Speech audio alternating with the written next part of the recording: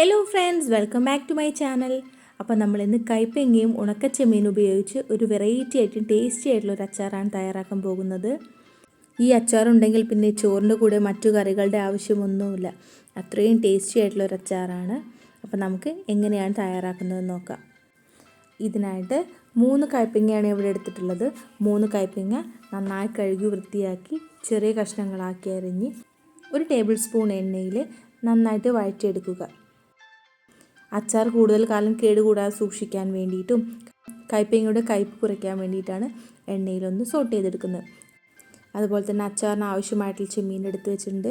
ഇതിൽ മണലൊക്കെ ഉണ്ടാവും. അപ്പോൾ 2-3 പ്രാവശ്യം നന്നായിട്ട് കഴുകി വൃത്തിയാക്കി എടുക്കുക. ചെമ്മീനും കൈപ്പങ്ങ ചെയ്തതുപോലെ 1 ടേബിൾ സ്പൂൺ എണ്ണയിൽ ബ്രൗൺ കളറാകുന്നതുവരെ വറുത്തെടുത്ത് മാറ്റുക. അതിനുശേഷം 2 അച്ച് ശർക്കര പാനീയമാക്കി എടുക്കുക. എന്നിട്ട് അതിൽ വേസ്റ്റുകളൊക്കെ അരിച്ച് മാറ്റി വയ്ക്കുക. ഇനി നമുക്ക് അച്ചാർ തയ്യാറാക്കാം.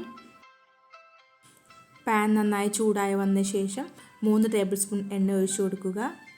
ഇതിലേക്ക് 1 സ്പൂൺ കടുകിട്ട് പൊട്ടിക്കുക. കടുക് ഏകദേശം പൊട്ടി വരുമ്പോഴേക്കും 1/2 ടേബിൾ സ്പൂൺ ഉലുവ ഇട്ട് കൊടുക്കുക. ഇവയൊക്കെ നന്നായി പൊട്ടി വന്ന ശേഷം 2 വറ്റൽ മുളകും 1 പിടി കരിവേപ്പിൻ്റെ ഇലയും ഇട്ട് ഒന്ന് ചെറുതായിട്ട് മൂപ്പിച്ചെടുക്കുക. ഇനി ഇതിലേക്ക് അരിഞ്ഞു വെച്ചിട്ടുള്ള ഇഞ്ചിയും 10-12 അല്ലി വെളുത്തുള്ളിയും ഇട്ട് ഒന്ന് വഴറ്റി കൊടുക്കുക. ഇവ നന്നായി വെന്ത് വരേണ്ട ആവശ്യമില്ല, ജസ്റ്റ് ഒന്ന് സോട്ട് ചെയ്തെടുത്താൽ മാത്രം മതി.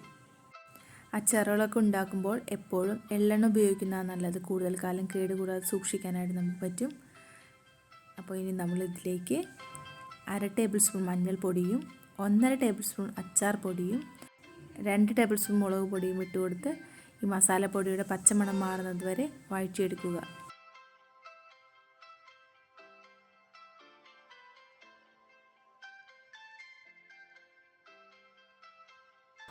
മസാലയുടെ പച്ചമണം മാറിയ ശേഷം നമ്മൾ അരിച്ചു മാറ്റി വെച്ചിട്ടുള്ള ശർക്കര പാനി കൂടി ഒഴിച്ചു കൊടുത്ത് നന്നായി മിക്സ് ആക്കുക. ഇനി ഇതിൽ നന്നായി തിള വന്ന ശേഷം നമ്മൾ ആവശ്യത്തിനായിട്ടുള്ള ഉപ്പിട്ട് കൊടുക്കുക. ഒന്നാമത് ഉണക്ക ചെമ്മീനിൽ ഉപ്പുണ്ടാവും, അപ്പോൾ അത് ശ്രദ്ധിച്ച് വേണം ഉപ്പിട്ട് കൊടുക്കാനായിട്ട്. ഇനി ഇതിലേക്ക് നമ്മൾ വഴറ്റി വെച്ചിട്ടുള്ള കൈപ്പങ്ങ കൂടി ഇട്ട് കൊടുത്ത് മസാലയിൽ നന്നായി മിക്സാക്കി എടുക്കുക. കായ്പങ്ങയൊക്കെ മസാലയിൽ നന്നായി മിക്സാക്കിയ ശേഷം വറുത്ത് മാറ്റി വെച്ചിട്ടുള്ള ചെമ്മീൻ കൂടി ഇട്ട് കൊടുക്കുക. എന്നിട്ട് ചെമ്മീനും ഈ മസാലയിൽ നന്നായി മിക്സാക്കി എടുക്കുക.